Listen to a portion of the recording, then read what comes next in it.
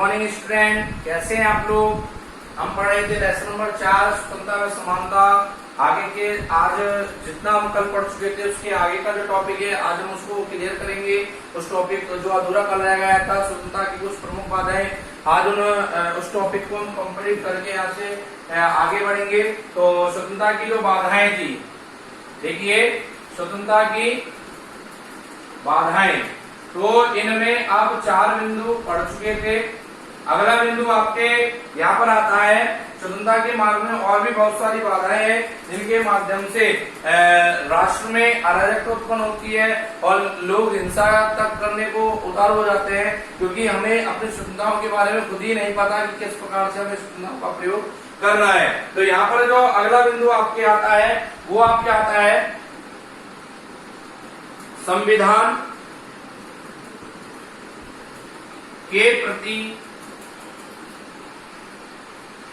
सम्मान का अभाव। सम्मान का अभाव,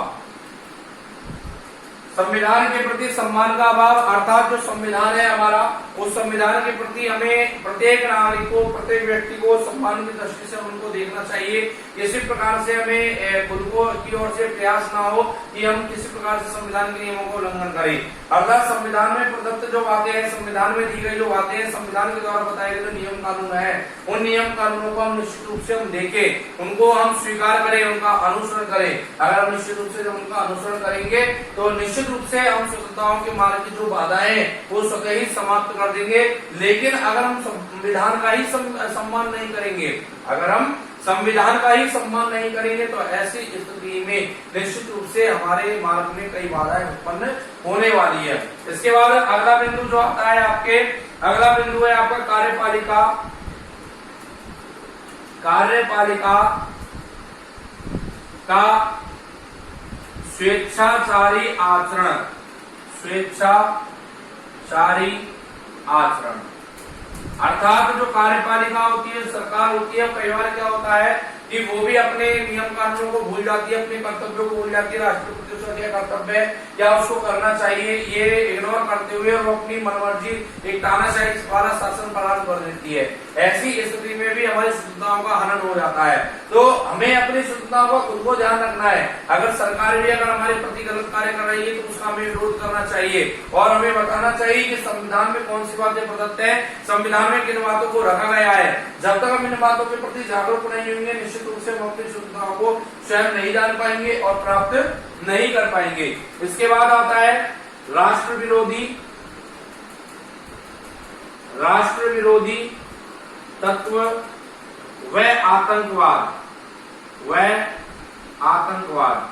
यानी कि राष्ट्र विरोधी तत्व, यानी हमारे राष्ट्र में भी हम कई बार देखते हैं, कई बार ऐसी स्थिति उत्पन्न हो जाती है कि हमारे राष्ट्र में ही हमारे राष्ट्र का विरोध होने लगता है, हमारे राष्ट्र की बातों का विरोध होने लगता है, सरकार के द्वारा पारित किए गए नियम कानून का विरोध होने लगता है, जबकि वो नियम कानून राष्ट्र के हित में ही होते हैं।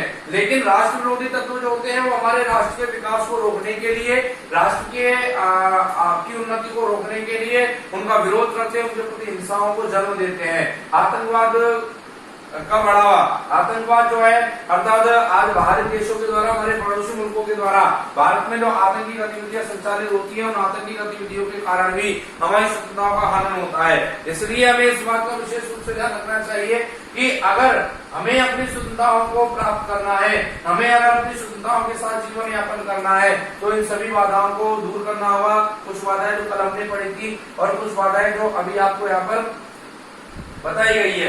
तो इस प्रकार से हम यहाँ पर देख सकते हैं कि संविधान के प्रति हमें सम्मान करना की भावना रखनी चाहिए।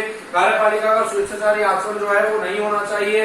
राष्ट्र विरोधी तत्वों में आतंकवाद की हमें समाप्ति करनी चाहिए। अगर ऐसा करने में हम सफल होते हैं तो निश्चित रूप से हम अपनी स्वतंत्रता को प्राप्त कर पाएंगे। तो यहाँ अगर आपका जो स्वतंत्रता वाला टॉपिक है वो यहाँ पर कंप्लीट हो जाता है। अब आपके यहाँ टॉपिक आता है दूसरा, समानता। समानता मीन्स इक्वालिटी, यानी कि समानता। इस शब्द से ही हमें ये पता लगता है कि समानता शब्द जो है वो किस चीज के लिए कहा गया है, किस चीज के लिए यूज में लिया जाता है। समानता की अगर हम बात करें, समानता मतलब है, ध्यान से सुनिए आप, समानता का अर्थ होता है किसी भी धर्म, जाति, वंश, वर्ग, वर्ण, लिंग, जन्म स्थान किसी भी धर्म, जाति, वंश, वर्ग, वर्ण, लिंग, जन्म स्थान के आधार पर कोई भेदभाव ना करना, यही समानता कहलाता है। अर्थात सभी नागरिकों को, चाहे कहीं भी नागरिकों कहीं भी रहने वाला हो, वो किसी प्रकार की परंपरा का निर्वहन करता हो, किसी धर्म जाति संबंध रखता हो, महिला हो चाहे पुरुष हो, किसी प्रकार की अवस्था में हो, भारत में रह रहे प्रत्येक नागरिक को एक समान दृष्टि से देखना ही समानता कहलाता है। सामाजिक क्षेत्र में, राजनीतिक क्षेत्र में, आर्थिक क्षेत्र में सभी के प्रति समान व्यवहार करना, यही समानता कहलाता है। और जिस राष्ट्र में समानता नहीं होती, वह निश्चित रूप से अराजकता उत्पन्न हो जाती है। देखिए, मैं एक चीज आपको यहाँ पर क्लियर कर देता हूँ और आगे भी आपको क्लियर किया जाएगा कि समानता और स्वतंत्रता, जो स्वतंत्रता आपने पहले पढ़ी है, वो स्वतंत्रता और अब जो पढ़ रहे समानता, दोनों एक दूसरे के पूरक है। यानी कि एक दूसरे के बिना दोनों का कोई अस्तित्व नहीं है। अगर स्वतंत्रता नहीं है तो समानता कोई अस्तित्व नहीं है, और समानता नहीं है तो स्वतंत्रता का कोई अस्तित्व नहीं है। अर्थात स्वतंत्रता है तो ही समानता है, और समानता है तो ही स्वतंत्रता है। कैसे? एज एग्जाम्पल, मान लीजिए कि दो व्यक्ति शहर से गांव में गए, उनमें से एक व्यक्ति उसी गांव में रहने वाला था जिस गांव में गया, और एक उसका मित्र था। वह गांव के होटल के बाहर जाकर और चाय की दुकान पर बैठते हैं। चाय की दुकान वाला उसके दोस्त से, जो बाहर का व्यक्ति, उससे नाम पूछता है। उसके बाद दो चाय लेकर आता है। जो व्यक्ति गांव का रहने वाला उसको एक सुंदर से कप में चाय लेकर आता है, और जो उसका मित्र था उसको मिट्टी के कुल्हड़ में चाय लेकर आता है। ऐसा क्यों? ऐसा क्यों हुआ? ऐसा इसलिए हुआ क्योंकि जब उस व्यक्ति ने उसका नाम पूछा तो उस नाम से उसकी जाति का उसको पता लगा, उससे उसका धर्म को पता चला, और जैसे उसने उस जाति का पता लगाया तो उनके बीच में उसने जातिगत भेदभाव करते हुए, धार्मिक भेदभाव करते हुए उस प्रकार की क्रिया को अंजाम दिया। अर्थात वहां पर जब जाति का भेदभाव हुआ तो फिर स्वतंत्रता कहाँ रही? यानी हम एक तरफ बोलते हैं कि किसी भी क्षेत्र में आने जाने की हमें स्वतंत्रता है, किसी भी राज्य में आने जाने की स्वतंत्रता है, और जब किसी भी राज्य में किसी क्षेत्र में जब आते जाते हैं और इस प्रकार का जब भेदभाव किया जाता है तो फिर स्वतंत्रता का रही। वो तो एक प्रकार से उसको स्वतंत्रता दे दी गई, लेकिन नाम मात्र के लिए दी गई। अर्थात वही स्थिति हो गई, उसको जीने के लिए छोड़ तो दिया गया, लेकिन एक पशु की भांति केवल इतना ही जी पा रहा है जितनी उसकी एक लिमिट है, यानी उसको स्वतंत्रता के साथ समानता प्रदान नहीं की गई। अब दूसरा एग्जांपल ले लीजिए कि मान लीजिए न्यूज चैनल चल रहा है, न्यूज चैनल पर समाचार दिखाए जा रहे हैं, और समाचारों में कहा जा रहा है कि आगे की जो आने वाली न्यूज है उसको केवल पुरुष ही देख पाएंगे, महिलाएं नहीं देख पाएंगी, क्योंकि उनकी उम्र 40 वर्ष से ऊपर है। जबकि पुरुष जो बैठे हुए थे उनमें से 2 पुरुषों की उम्र भी 40 वर्ष से ऊपर थी। लेकिन ऐसा क्यों हुआ? क्योंकि वहां पर लिंग के आधार पर, महिला और पुरुष के आधार पर वहां पर भेदभाव कर दिया है। तो जब इस प्रकार के भेदभाव किए जाते हैं, असमानता उत्पन्न की जाती है, तो वही स्वतंत्रताओं का अर्थ ही समाप्त हो जाता है। इसलिए कहा जाता है कि स्वतंत्रताओं का महत्व तब तक ही बना रहता है जब तक हमारी समानता है। ये तो आपके इस बात को क्लियर करती है।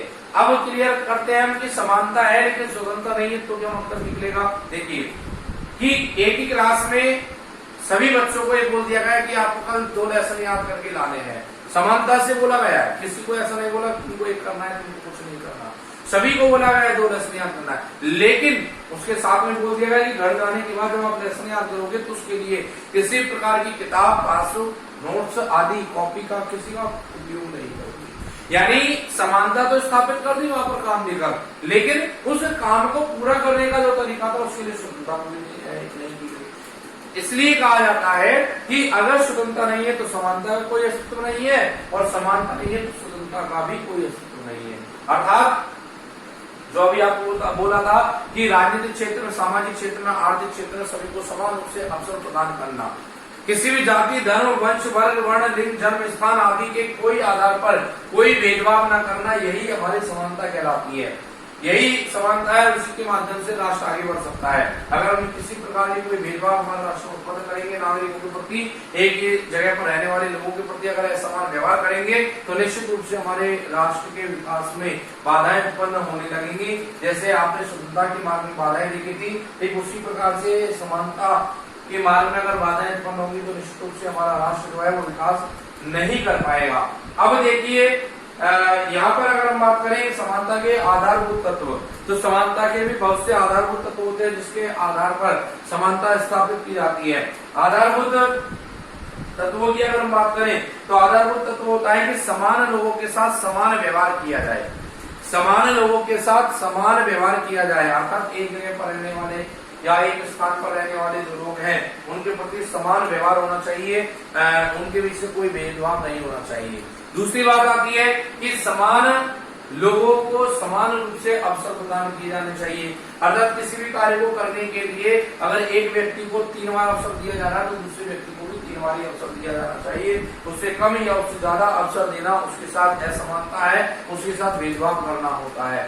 इसके अलावा अगर हम बात करें कि समानता का व्यवहार जो है, प्रत्येक व्यक्ति को समाज में समान महत्व दिया जाए, अर्थात कोई भी गरीब व्यक्ति है या अमीर व्यक्ति है, कोई पूंजीपति व्यक्ति है या वंचित व्यक्ति है, इस प्रकार कोई भेदभाव नहीं होना चाहिए। अगर समाज में कोई कार्य होता है तो सभी को एक समान स्थान प्रदान किया जाना चाहिए, एक समान दृष्टि से देखा जाना चाहिए। अगर ऐसा समाज में होता है तो निश्चित समानता का उपयोग कर रहे हैं। तो ये बहुत सारी चीजें जो है वो समानता के आधारभूत तत्व माने जाते हैं, और जब समानता के आधारभूत तत्व निरंतर रूप से हम जीवन में अनुसरण करते हैं तो निश्चित रूप से हम इस स्वतंत्रता और समानता वाले टॉपिक जो हम पढ़ रहे हैं इसके उद्देश्यों की भी पूर्ति कर पाते हैं। लेकिन जब ऐसा नहीं होता है, असमान व्यवहार किया जाता है, भेदभाव की दृष्टि से देखा जाता है तो निश्चित रूप से लोगों में हीन भावना उत्पन्न होने लगती है। तो ये आपको कुछ स्वतंत्रता की बाधाएं बताई गई और कुछ समानता के बारे में आपको यहाँ पर आज बताया गया। इनको आप एक बार घर पर सेल्फ स्टडी कीजिए। कोई अगर डाउट आता है, कोई प्रॉब्लम आती है तो आप उसको क्लास के माध्यम से, टीचर्स के माध्यम से, स्कूल के माध्यम से क्लियर कर सकते हैं। और इसी प्रकार से आप हमारे साथ बने रहिए और ये जो ऑनलाइन क्लासेस जो आपको प्रोवाइड करवाई जा रही है इसका भरपूर उपयोग करते हुए, उनका सदुपयोग करते हुए अपनी अध्ययन प्रणाली को, शिक्षा प्रणाली को यथावत बनाए रखिए, जिससे आपको किसी प्रकार के नुकसान का सामना न करना पड़े। और सबसे बड़ी बात, घर पे रहिए, सुरक्षित रहिए। आगे की बातें जो है वो अगली क्लास में करेंगे, तब तक के लिए आप इंतजार कीजिए। Okay then, thanks for the day.